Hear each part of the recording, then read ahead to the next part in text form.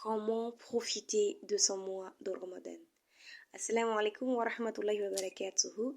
Bien le bonjour, bien le bonsoir à tous et à toutes. Je suis Yasmine Mahmoud et bienvenue dans ma chronique intitulée Ramadan, mon bien-aimé. Le mois de Ramadan est un mois béni où chacun de nous veut profiter au maximum avant sa fin. Et oui, le temps passe comme du sable dans un sablier et Ramadan tire à sa fin. Notre bien-aimé va bientôt nous quitter. Mais tout n'est pas terminé. On peut encore rattraper le coup, et pour cela, il faut multiplier l'istighfar et la demande de pardon auprès de notre Créateur.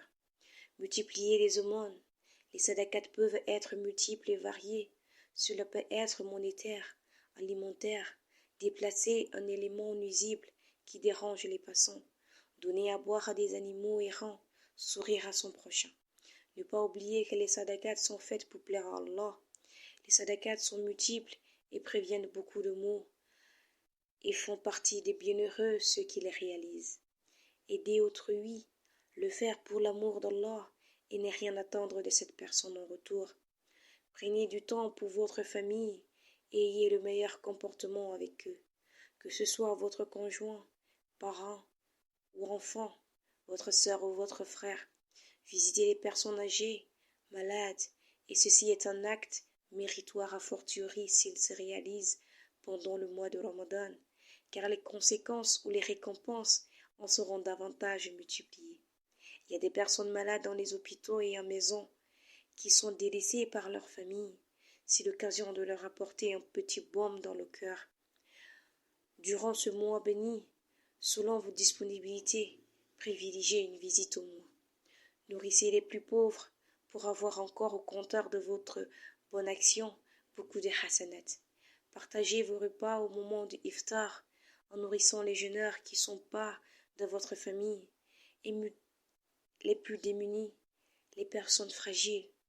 Il s'agit par exemple d'aider les associations qui réalisent des paniers alimentaires et les distribuent ou des moraudes quotidiennes à la recherche des personnes les plus démunies. Beaucoup de mosquées également ouvrent leurs portes en invitant les personnes qui les souhaitent à rompre leur jeûne avec l'ensemble de la communauté. Ainsi, vous pourrez préparer des repas et leur apporter ou participer à l'achat des courses alimentaires. Participer aux assises et conférences religieuses pour accroître vos connaissances de la religion.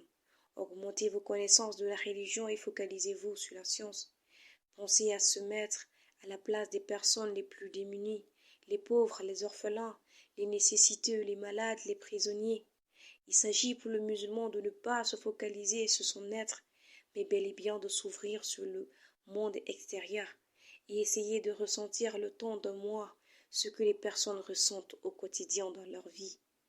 Vous pourriez vous rapprocher des aumôneries musulmanes pénitentiaires ou celles des hôpitaux et de donner votre temps ou votre argent pour leur soutenir.